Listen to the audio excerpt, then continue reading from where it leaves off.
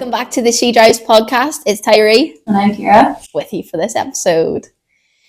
First of all, before we get started, a big thank you to SJS Auto Body Refinishing for sponsoring this episode. They're based outside Moneymore, and SJS specialises in collision repairs, full resprays, scratch removal, welding and wheel refurbishment, and you can find them on Facebook under SJS Auto Body Refinishing. So got sponsored for an episode. Fantastic, thank you so much. That's good. Yeah. Good. Also, just want to bring to your attention that there's an event running this Saturday, the 8th of March, at Mondello Park for International Women's Day that we're both going to, but on separate days. I'm going on the Saturday, you're going on the Sunday. Yeah, Mondello Park is hosting an event in conjunction with Motorsport Ireland and the Women in Motorsport Commission at their Irish Rallycross Championship event. The event is dedicated to celebrating and promoting women in motorsport and highlighting the roles of marshals, officials, competitors, and lots more. And the general goal is just to facilitate a good space for women in motorsport. Safe space. Exactly, that's what we're here for. That's free to attend, so there's no excuse not to go to Mondello. It's from 10 a.m. to 6 p.m. Yeah, that's right. As far as I'm aware. So, you can find all the information on that on the Mondello Park website. But moving on to the episode now that all that's done, we're going to be talking about our own kind of modifications and our own cars. But first, what's the crack? Not a lot. We've had such a great response from the first episode. It's been insane. I was saying the last episode I had asked, could we make it to 1,000 followers for the next one? And it's over 1,600 now, which is so insane. Unbelievable. Thank you for the support, guys. Yeah, definitely. It's crazy. Appreciate it. But what have we got up to this week, these last 2 weeks? Very, very little, to be honest. We've been too busy at work.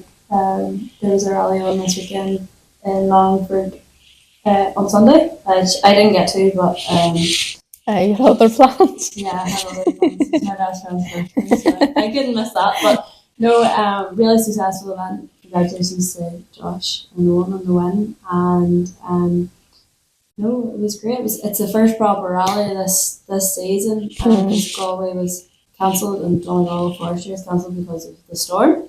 Yeah, first event, and the racing was absolutely crazy. Awesome. And I saw a post up.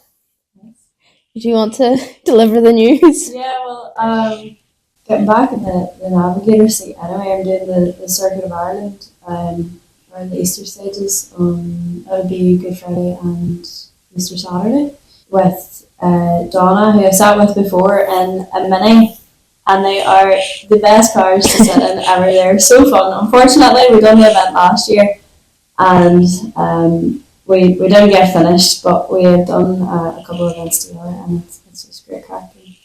Well, at least you're getting back into it. Like you never seem to be far away from it. Never. I actually also got asked there yesterday to navigate in Carlow Forestry as well at the end of the month. So it's in there too. Busy. How long does it take you to? I would assume navigating, you need to kind of know your stuff. So I would say probably the week leading up to it, you're real busy. Any changes, Circuit of Ireland will be good because we'll get a recce for it the weekend before, so we'll get to drive the stages ourselves. And any changes Donna wants to make to this, she'll happily do it, and I'll just sit there and change it, pretty much. And then the forestry is a bit different because you can't recce in the forest because of the damage it causes to the roads or the stages. We have to do it all by video, which can be quite difficult because there's a lot of stuff maybe you wouldn't pick up in the video that you go around the corner and you're like... Best of luck for those. Thanks very much. You've got the most important job. I know. You were the one that said that. There's me busy saying that navigators are the hardest working. Yeah. You've got it. Yeah, you've got it. No bother. So today we're going to be talking about our past cars, specifically our first cars, modifications, things like that. So what was your first car? Right, my first car, I actually got it about 4 months before I even turned 17, but it came up as wee white Peugeot 208. Gorgeous, 2015, mate. Real fresh, lovely. And obviously, I hadn't been able to drive it because I didn't even have, I was still 16. And we had it for like 3 weeks and it blew up. The engine blew up. No, sorry, then the engine seized because they had put, it's a wet belt in them cars and they put the wrong oil into the wet belt. Only 2015 as well. That's To be fair, we painful. got it out of dealership, so we got our money back. My first proper car was a Kia Rio. Right, it gets even worse, right? So it was a Kia Rio, and me and my dad, we went to look at it, and I was sort of like, oh, it's a Kia, like I want a Golf or something, like give me something to work with. Yeah. And he's like, you're not going to get a car like with that low miles for that price or whatever. And I was like, right, grand. I wasn't really that fussed on it. And then the next day, he pulled up to lift me at work and he had bought the car with my money. Like, Oh, that's God. rough. Anyways, the Kia, to be fair, never let me down. Mm-hmm. The head gasket did go on it. I drove it for 9 months after that. And it only calved 9 months after with a blown head gasket. And Oh, that's good. And then I got a Mini. Yeah. Oh, you don't look as if you're happy about that. The engine blew up in it also. You're doing well with engines. Yeah. I don't know. I don't know why we got a Mini in the first place. Like, never buy a Mini. If you think they look cute and they think they're nice, they're not. Never buy one. My friend had a Mini and she just ran it off the road. She crashed it. And it's so bad. I shouldn't laugh because like I would travel that road all the time. Yeah. And there was like debris and stuff on the road, and I was like, oh, someone must have crashed. And she texted me and it was her that crashed it. No. I kept driving past and a bit of her bumper was just lying there for literally months, and it was the funniest thing ever. Oh God. So your Kia Rio, how many miles did it have on it? Whenever I got it, I think it had 83,000, and whenever it blew up, it had 117. How many miles did you? That's like over. Oh, that's a lie. It was 93. I think about it. Sorry, folks. No, it was 93. Yeah, I put about 14,000 miles on it, or about that. Well, that's all right. How much was it? I think it would have been like, I splurged out. I think it might have been maybe like 4.5 grand. It was not worth 4.5 grand, but my dad was convinced that it was a great car. So I can't remember how much my first car was. I had a Vauxhall Astra, and literally a couple of days ago, it came up on my phone that it was like the anniversary of me getting it. And I had it for about 6 months before I actually passed my test. But I think I paid half, and then like my mum and my dad paid for half of it. But I think I want to say it wasn't like £900, and it wasn't a bad car. yeah. It was all like done up. The girl that had it before me, like it was red. I have such a thing for red cars.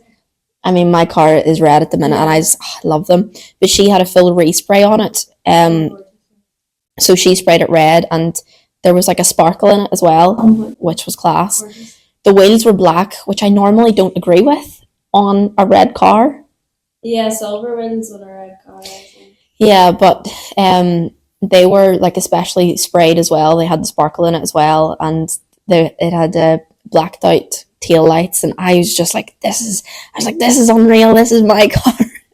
And would you be into your modifications? No, I wouldn't really. Like, I think because I spend that much time working in cars anyway. You don't really want to do is go and start working on it. Understandable. But I wouldn't buy a car either that had been modified before me, just purely because God knows you don't know work. Yeah, that's true. I know, like, no offense, but some of the people I know that modified cars, and like, they're like, yeah, I've done that myself. I'm like, to be fair, with the Golf, I did most of the work to it myself. Yeah.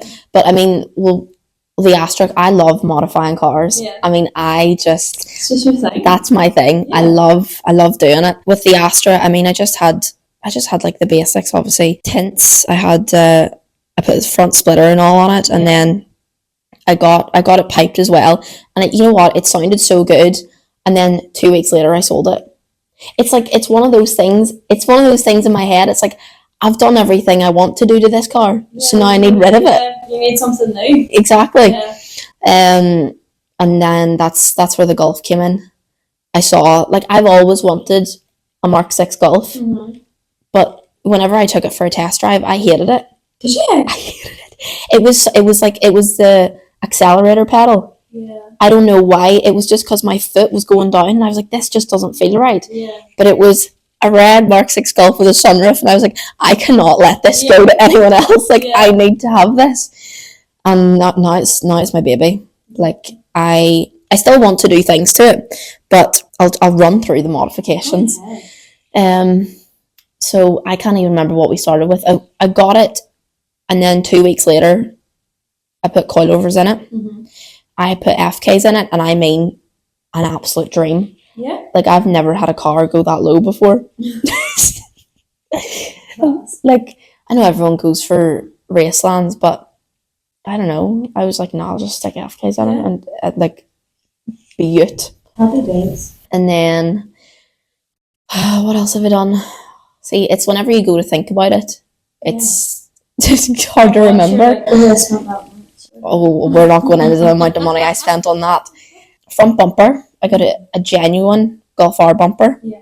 And I'm just so happy that it was genuine. Yeah. It cost me a lot of money, but it's worth it. It's worth it.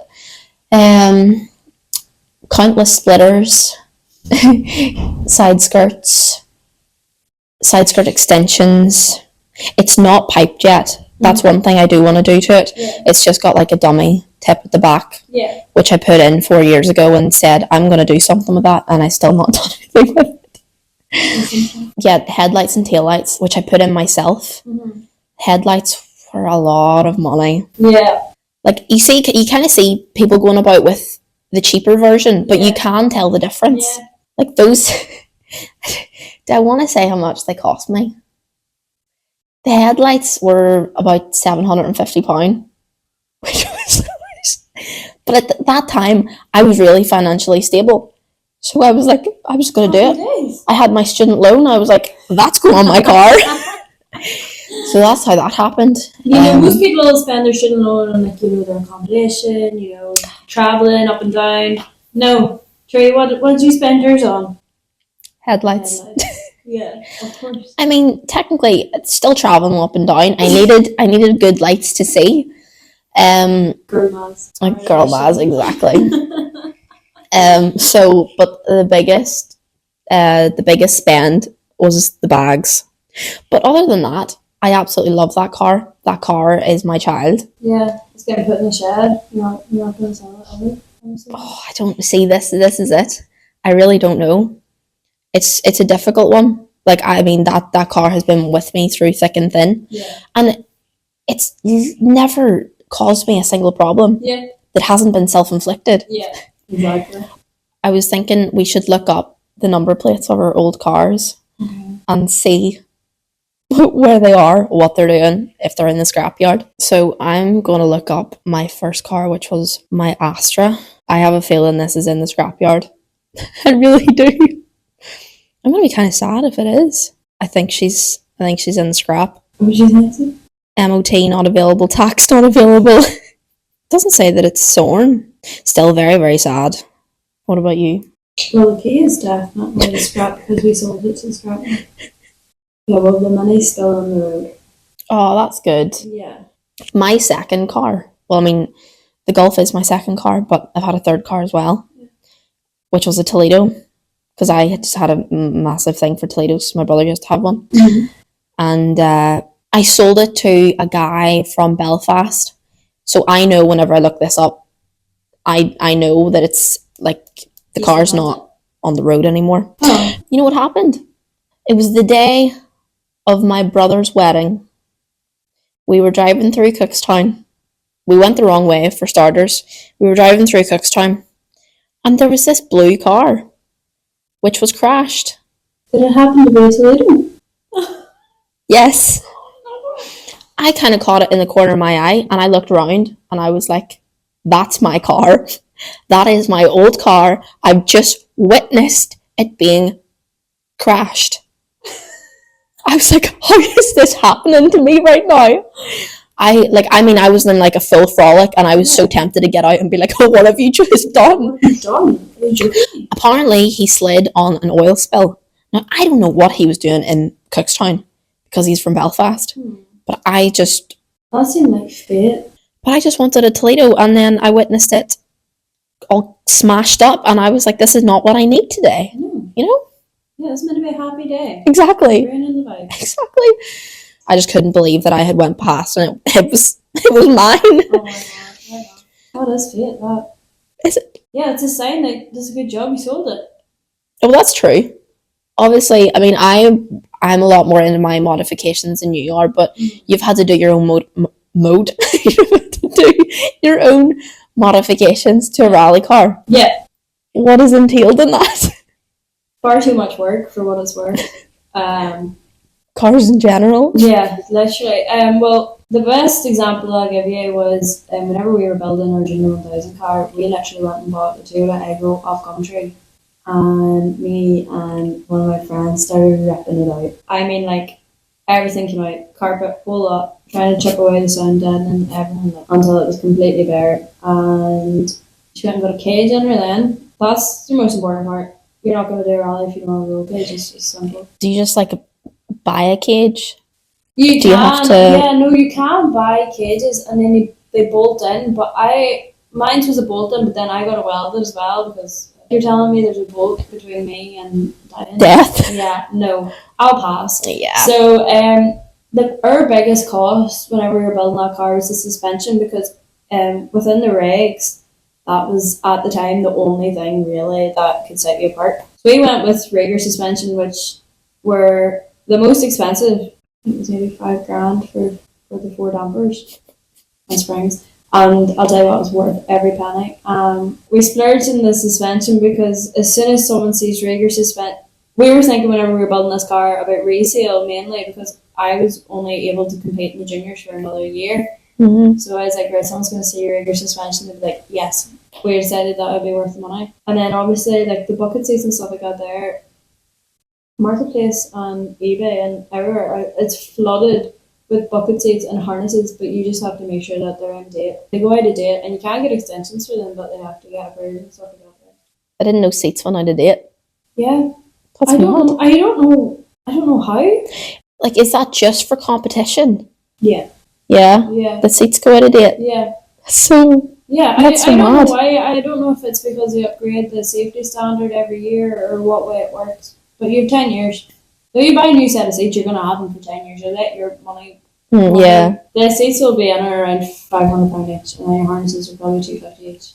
But I got mine 300, 2 seats and harnesses. Happy days. Facebook Marketplace. So that was grand, but they were only in date for 2 more years. So I was like sneaky enough for that one because it would have went out of date this December past. But that was okay. So seats and harnesses, and then obviously your steering wheel, and then. Yeah, the main thing would be like the junior car. We literally could not touch anything within the engine. You were allowed to weld around the bulkhead and things like that there to strengthen them because obviously they're going into a forest, and this is a 900-kilo car with a 1-litre engine. You know what I mean? Yeah. Like, she needed a bit of strengthening. Like I've seen boys that have gone into ruts and come back out, and their strut had been up through like where the strut sits in on the arch, and it had completely bust up through because they hadn't it round like seam welded round. And then I straight piped her as well. She sounded Love that. so good. Sounded so good, and then you seen it go by you, and I was going like 25 miles an hour. It always sounds so much louder than what you're actually going. But that was literally it. Like we put bucket seats in it and a roll gauge and suspension and revolution wheels. That was all we done to it really. Obviously, like in rallying, you have a homologated class, which is like the factory cars. So that my Fiesta is a homologated car because it was made by a team or like a manufacturer.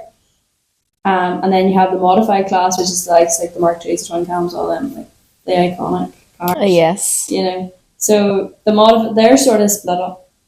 They're all in together now, I'm pretty sure, but they don't really do they do a 4-wheel drive and a 2-wheel drive, but it's not necessarily like half-wheel drive anymore. So no, like the Mark IIs and stuff, like the power, like you could get a Mark II and it's faster than a homologated car because they're less regulated. Like you can put a 2.5 engine into them, and like some of them cars will be pushing like 200,000.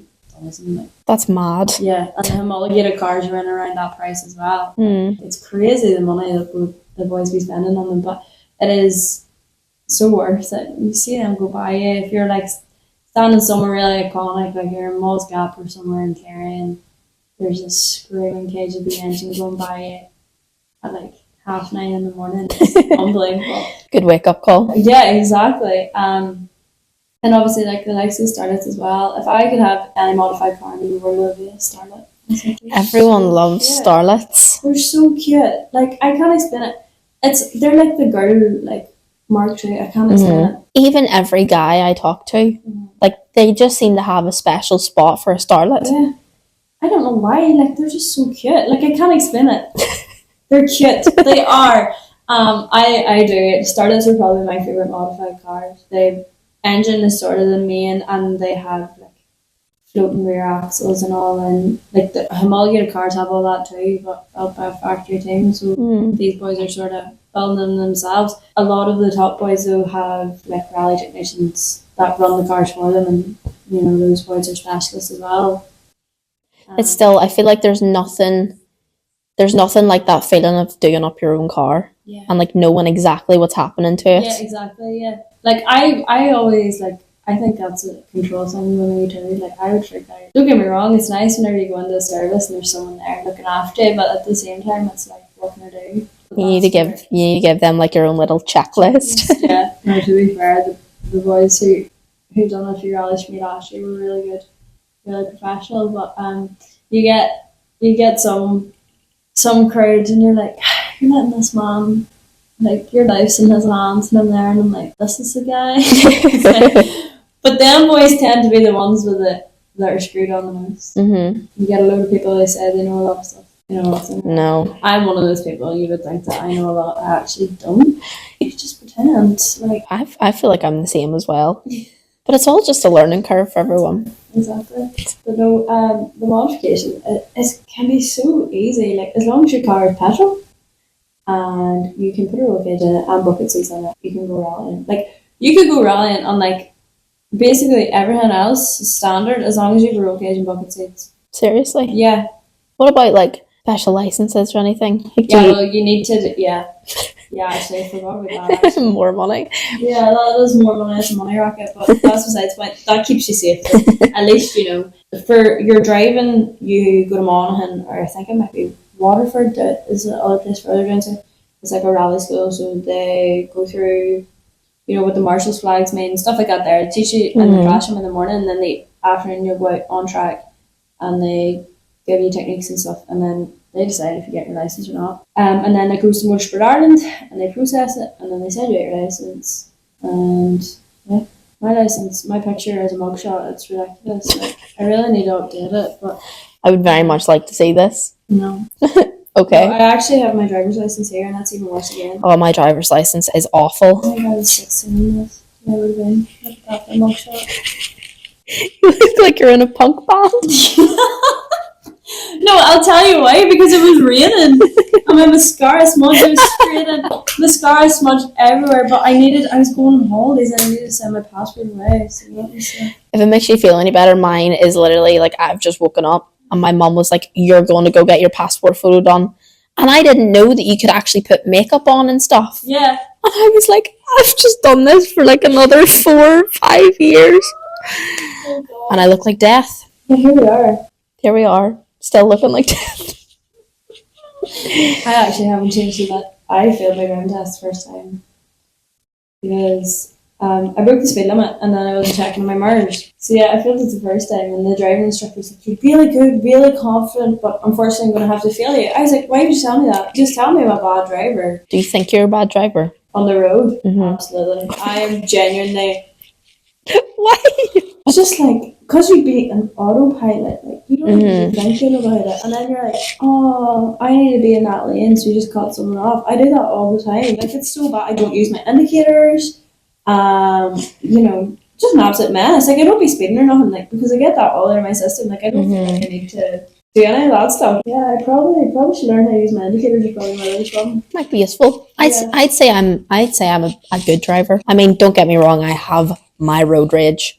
I hate people. Like, I hate It's drivers. so bad, right? Listen, my biggest issue is I love like a clear road. Like, see, even if I'm going 60 mile an hour, happy enough. If I was doing 60 mile an hour, there's nobody in front of me. Grand.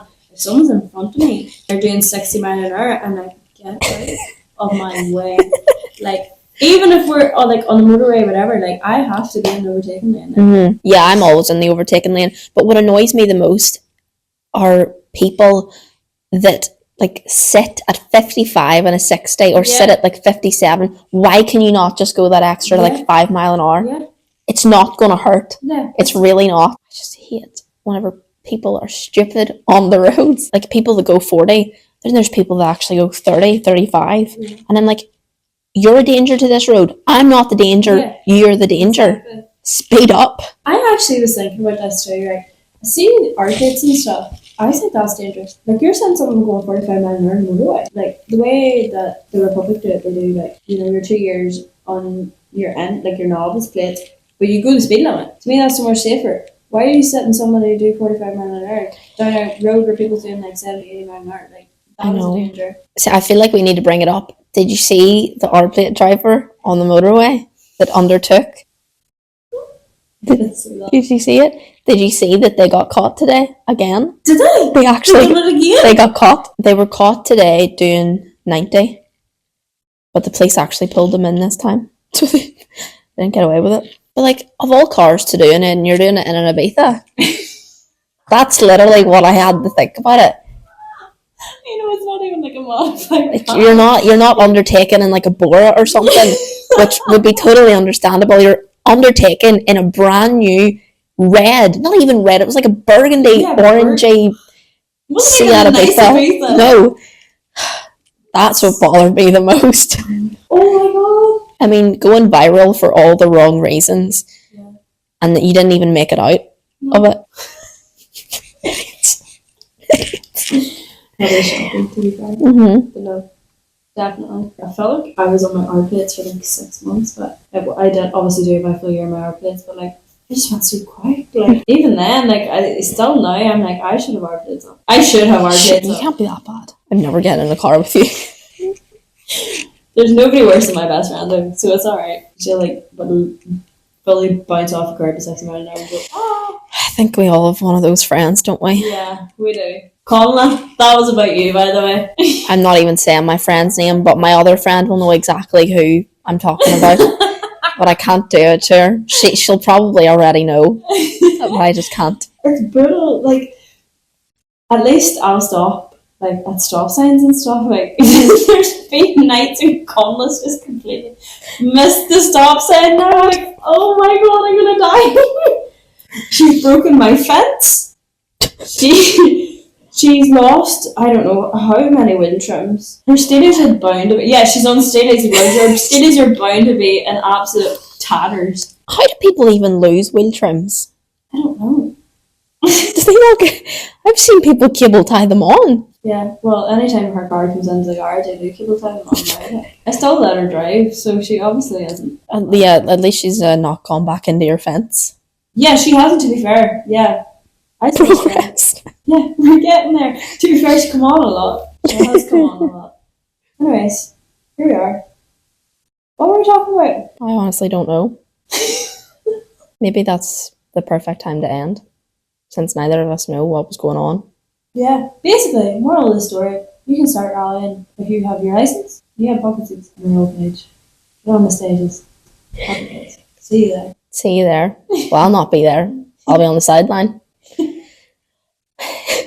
And if you need a navigator, I'm back navigating. There we go. That's your woman.